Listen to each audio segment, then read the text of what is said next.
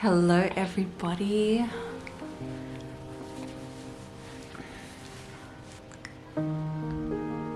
Hi. Gonna say hi, Birdie?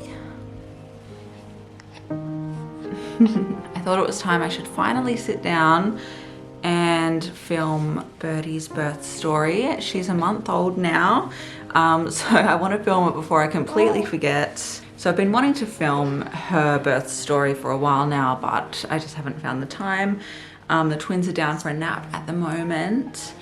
And yeah, Rose just with the other kiddos. So I thought I'd take the opportunity to sit down and tell you guys about Birdie's birth story, about her entrance to the world.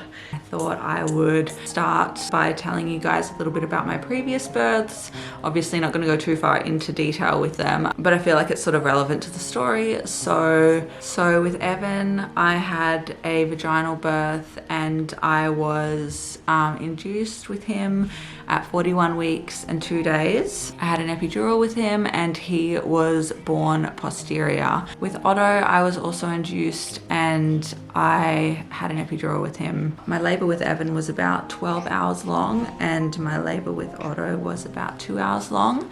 And that's just sort of counting from first contraction to baby being born. And then with Felix, I had a home birth with him, mostly because I wasn't completely happy with how my births went with my hospital births.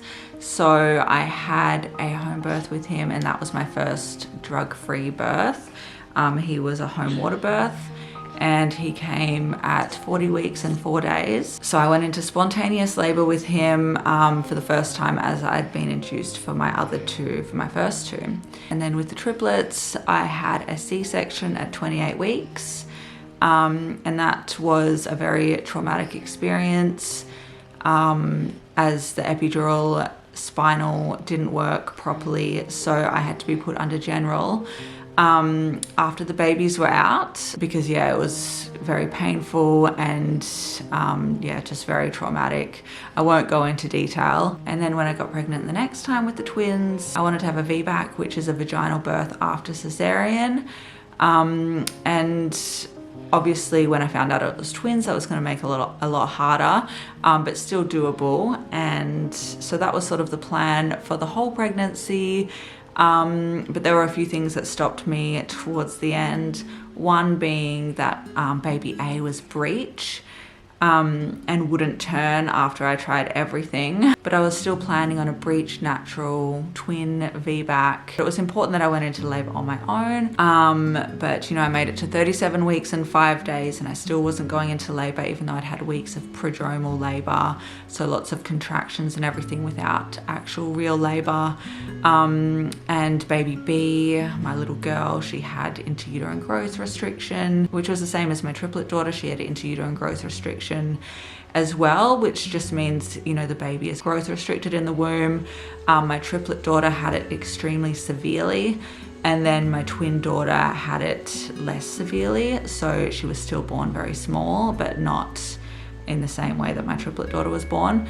But yeah, so both my girls had inter-uterine growth restriction. And essentially, besides them being multiples, that was sort of why I had those C-sections. You know, with my twins, they said that it was unlikely that twin B was going to handle labor well because she was quite small and the CTGs were showing that she wasn't doing as well. So we had a C-section with the twins as well. This was back in 2020. And I was very scared to have a C-section with them because of my traumatic C-section with my triplets. I had expressed this with them, with my care providers and everything, and the anaesthetists were so supportive and lovely, and they said that they'd do everything that they could to, you know, make sure it was working properly, the epidural spinal. But yeah, it was much the same. It didn't work very well. So that just means a lot of pain in surgery. And I lost 2.5 liters of blood with the twins, which is a lot of blood. And so I was in and out of consciousness, in pain. And it was a very scary, very traumatic experience, their C-section. And it was really, really hard. And so for baby number 9, the plan was to have a VBAC. And obviously I knew that that wasn't guaranteed because, you know, things happen, and it was going to be a vaginal birth after 2 C-sections, which raises the risk. So the risk with a VBAC is a risk of a uterine rupture, which I think the risk goes from about 0.5% to about 1% after 2 C-sections. So it's not a huge risk, but it is still there. And so a lot of doctors will not want to support a VBAC after 2 C-sections, even after 1. But after 2, it is harder to find someone that will support you. So I chose to go through a private midwife. Like, I chose to have a private midwife to support me, someone that had admitting rights at the hospital. I felt that was the best way to achieve the VBAC, knowing that it would be hard to have the hospital support that, even though people still do it through the hospital system as well. But I wanted to do it with a private midwife. So I had a private midwife. My pregnancy was really simple and straightforward until the end. So I didn't have any complications or anything like that. And we were just waiting to go into labor naturally because when you're having a VBAC, you cannot really get induced. Like, it raises the risk of a uterine rupture. To have an induction with the hormone drip, so with the Pitocin. Sorry if I keep looking down, guys. I'm just still here with little Birdie, trying to multitask. So they won't induce you with the hormone drip. And I didn't want to be induced anyway, because I'd been induced twice and I did not like that experience. So we're waiting to go into labor naturally. From about 36 weeks in my pregnancy, I had started getting a lot of prodromal labor. So a lot of contractions. They're Braxton Hicks contractions, I suppose, but they were sort of getting more and more painful towards the end of my pregnancy. They were never like super painful, but they often felt like the beginning of labor. So there were some nights that I actually thought I was about to go into labor, or that I was going into labor, because I would have contractions consistently, like 5 minutes apart, that seemed to be getting more intense for a few hours until they would fizzle out.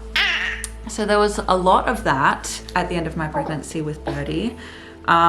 Weeks and weeks of it, really. And so I hit 40 weeks and I thought,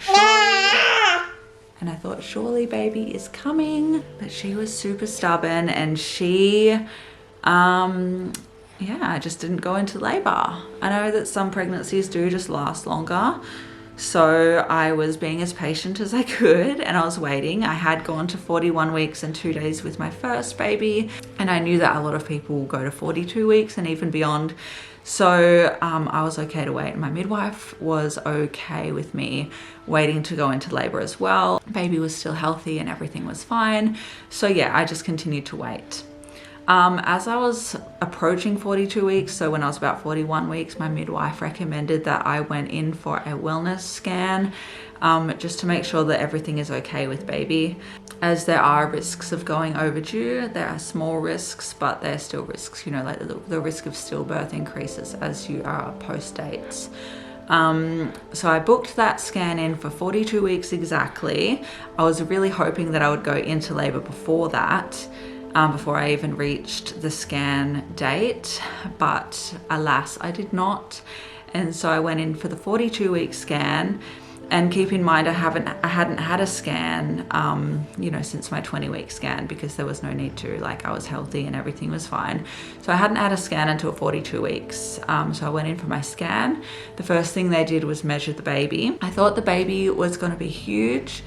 My 3 singletons were all quite large. So my first was 4 kilos, which is 9 pounds. And that was at 41 weeks. My second was 3.8 kilos at 38 weeks. So that's quite big for that gestation.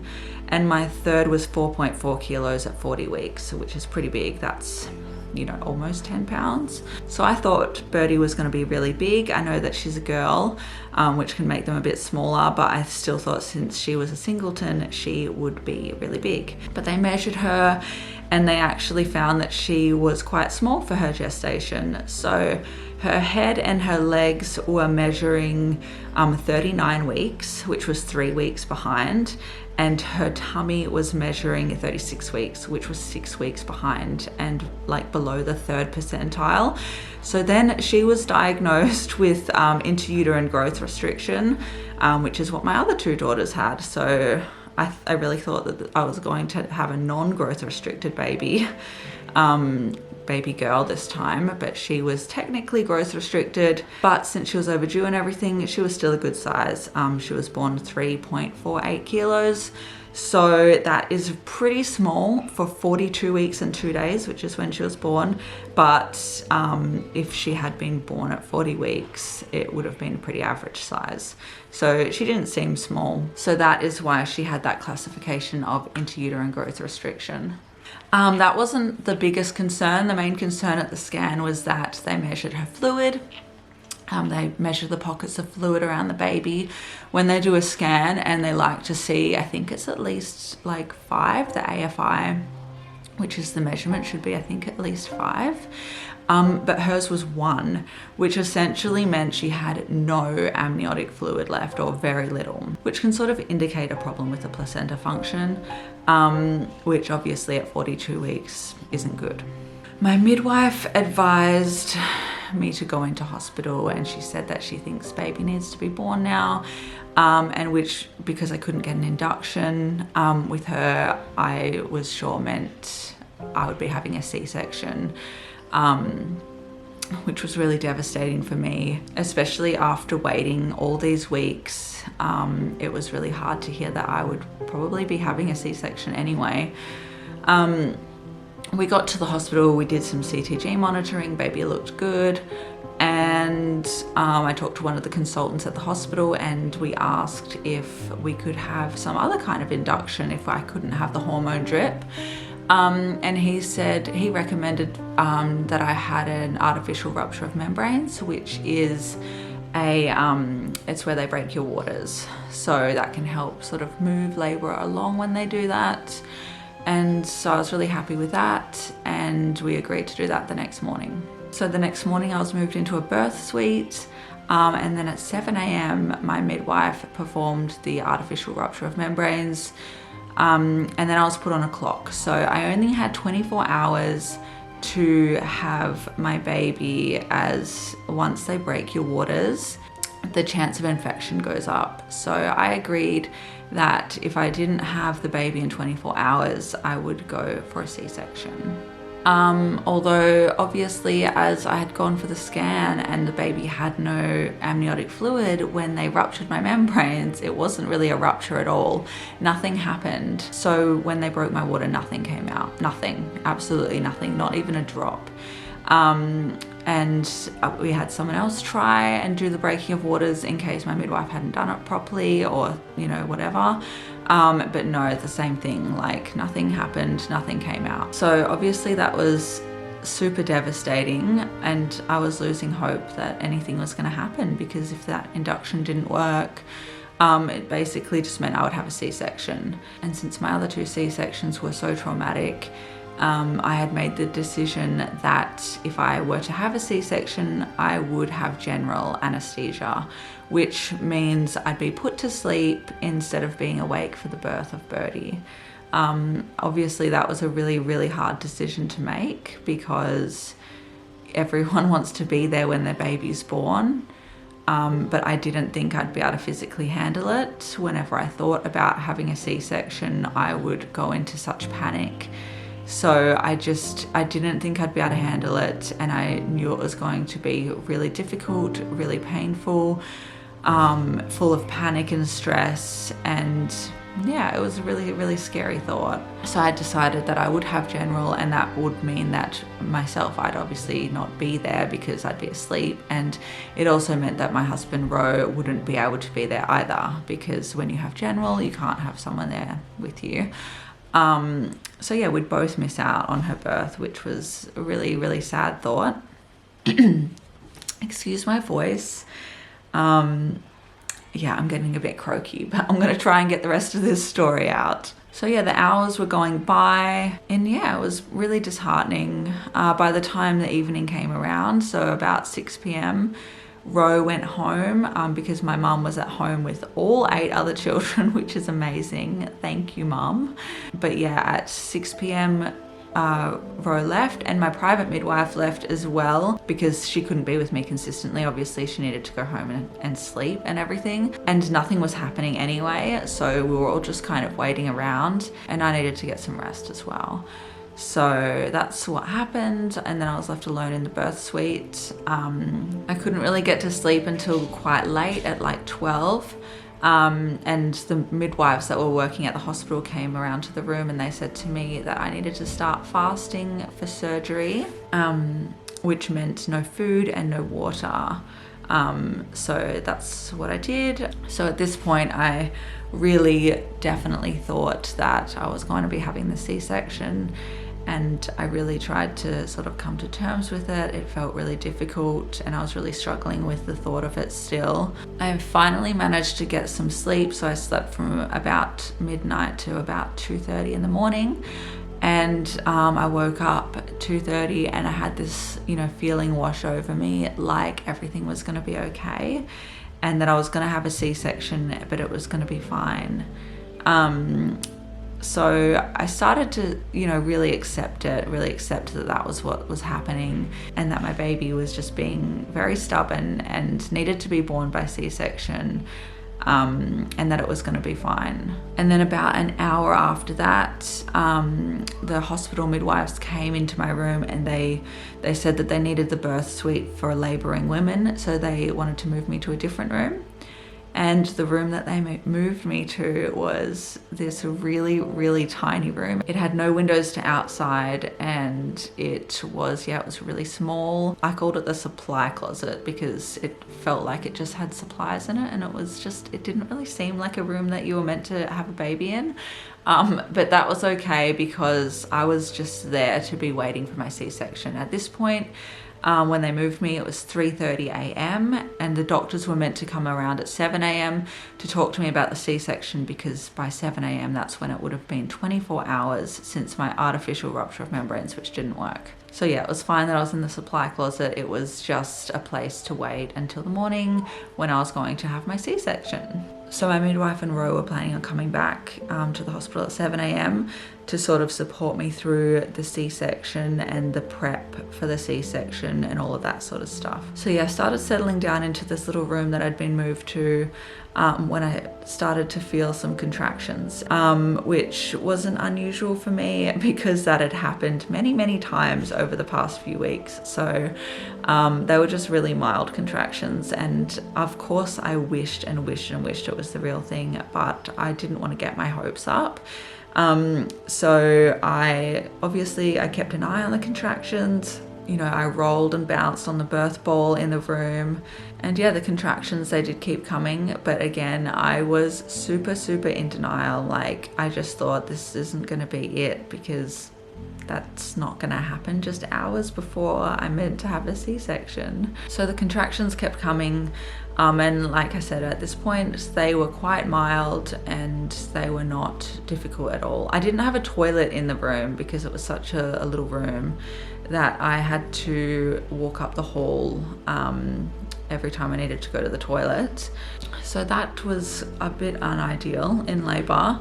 And also I still wasn't drinking any water because I was still fasting for surgery, because I still believed I was having a C-section. So I did not have any water the whole time I was in labor.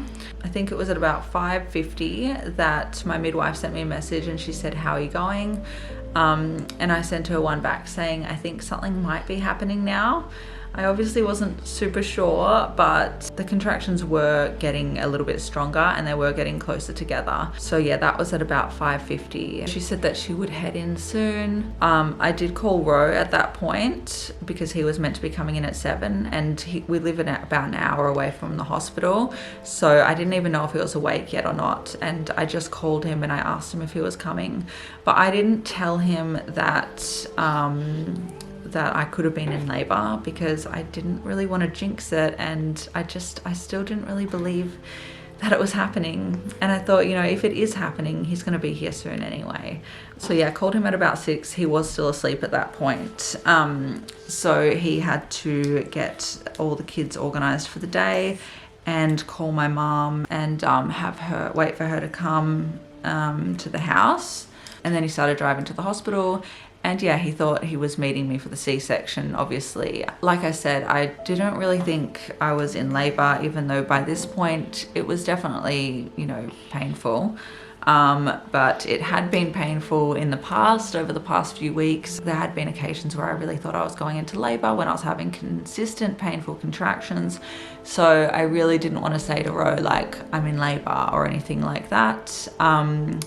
And he was coming as quick as he could anyway. That was the earliest that he could be there. So I just thought, you know, like, if I am in labor, he'll be here soon, as soon as he can. And if I'm not, well, you know, it doesn't really matter. So yeah, that was at about 6 a.m. At this point, I hadn't told any of the hospital staff that I was having contractions because I, again, didn't really believe that it meant anything, and also because I didn't want them to intervene. I just wanted to wait for my midwife, and she was getting there soon. So at about 6:45, one of the hospital midwives came into the room, and she asked me when my midwife was getting here, and she told me that the doctors wanted to come around and talk about the C-section soon. So yeah, she was wondering when my midwife was getting there, and I said I think she was getting there soon. She said she was on her way. And then I was having a contraction while the hospital midwife was in the room, and she goes, "Oh, are you cramping?" And I was like, "A little bit." And then she left. So that was the only interaction that I had with any of the hospital staff while I was actually in labor. No one came to check on me the whole time or anything like that. Which, like I said, worked out in my favor. I didn't really want them to anyway. So at 6:56, my midwife sent me a text message saying she was just parking her car. So she arrived up in my room at 7 a.m. and things were getting pretty intense at that point. And at this point, I was, you know, somewhat starting to believe that I actually may be in labor. So I asked her if I could have a drink of water. I hadn't had any water for about 8 hours. So she got me some water, and I asked if she could check my cervix, because I was still worried that I wasn't really in labor. So I was worried that she would check and that I hadn't progressed or anything like that. I just didn't trust my body at that point because I had been waiting for weeks and I'd been tricked over and over and over, thinking I was in labor so many times in the past few weeks, that I just didn't really believe that I was. Even though in hindsight, that doesn't make sense because it was pretty intense. She didn't really want to check my cervix because she knew it could give us information that wasn't helpful. So she said, "Are you sure you really want me to?" And I said, "Yes, I don't believe that it is real. I need to see if anything has happened." So I lay on the bed and she checks my cervix and she says, "You're about a 6. And at that moment, as things were getting so intense, I freaked out a bit and I was like, "Oh my God, I can't push at 6 centimeters." You know, because I'd heard stories of people pushing too early and like damaging themselves. So I was a bit worried about that. I was a bit concerned. And she's like, "Do you need to push?" And she said, "If you need to push, you can push." She said that she's right there, that the baby was right there. She was so low. She said 6 centimeters can go to 10 centimeters so quickly. So just do what you need to do and just go with your body. And so I did the first contraction. Her head was half out. And it was pretty much at that moment that I believed that I was having the baby. And it's still surreal to think about the feeling that I felt like, oh my God, I'm having the baby. Like I actually am. It was just very, very surreal because I still, before her head started coming out, didn't believe it. I still just didn't believe that I was going to be able to have the VBAC. Still really thought I was going to be having a C-section. And so with another contraction out, she came. And obviously Ro wasn't there, and before she came out, I looked at Ro on the Find My Friends app and he was still about half an hour away. Like he was driving, he was on the way to the hospital. So, and my midwife was like, yeah, he's not gonna make it. And so he did miss her birth, but at that moment, it was fine. I was fine in labor without any support. My midwife only got there 15 minutes before she was born. She was born at 7:15. So I labored on my own the whole time in the little supply closet. And yeah, my midwife only got there 15 minutes before she was born. And even though I was in labor from technically 3:30 in the morning till 7:15 when she was born, I just didn't think that it was happening. And even later, in the later stages where it was becoming a bit more apparent that it was actually going to happen, I still didn't think it would go that quickly. Like the first 2 hours were very mild and I didn't really think much of it. And then it was really just the last hour that was a bit like more moderate to intense, and really just the last 20 minutes that it was super intense. And so yeah, Ro arrived not long after. He got there at about 7:40, I think. And so at this point, he had no idea that I'd had a baby. He had no idea that I was even going to have a baby. He thought the last he really knew was that nothing was happening and that we were going to be having a C-section. And so yeah, he thought he was going to be coming into the room to meet me to get things rolling for the C-section, you know, to support me for all the prep for the C-section and everything. But when he walked into the room, he saw me holding Birdie, and yeah, he was so shocked. He said that his first thought, which only like a split second thought, was that I was holding someone else's baby. You know, just when you have those thoughts that don't really make any sense. But that was his first thought until obviously it clicked that I'd had the baby. And he was just like, what? And yeah, it was really, really nice. He had this huge smile on his face. And he was just so happy, and it was really, really amazing to get to surprise him like that. I know that it's never ideal not to have your partner at your birth, and I know it's really sad that he missed out on seeing her be born as well. But you know, he was going to miss out on seeing her be born if we had the C-section anyway. And there was really no way that he would have been able to get there quicker, even if I had have told him. Even if I had have told him when I was first in labor at, you know, 3:30, 4 a.m. It was so mild at that point that I wouldn't have been like, yes, rush in now. And it probably would have taken him just as long to get there. So I think, you know, sometimes these things just happen. And I think it was just the way it was meant to be. Like I said, it was really, really nice to surprise him. And yeah, the whole thing, like I felt completely euphoric. I felt on cloud 9 all day. And yeah, we went home just a couple of hours later, which was amazing to have that because yeah, I was anticipating a C-section, which the recovery is a lot different. So I was really happy that that's how it happened, and I was in shock even after she was born. Complete shock for days later, weeks, even now. It's been a whole month and I still can't believe it happened the way it did, and I feel really lucky that it happened the way it did. So yeah, she was born at 42 weeks and 2 days, which is my longest pregnancy ever. And yeah, she is a month old now, and we've had an amazing month with her. Haven't we had such a good month with you? And so yeah, that is the story of how she was born. That is pretty much it. I mean, I can hear the twins have woken up from their nap. Ro has just gotten them up from their nap. So good timing that I've just wrapped up this story, finished it now. I hope you guys enjoyed it, if you sat through that whole thing. And yeah, I'll see you guys next time. Bye. Do you want to say bye?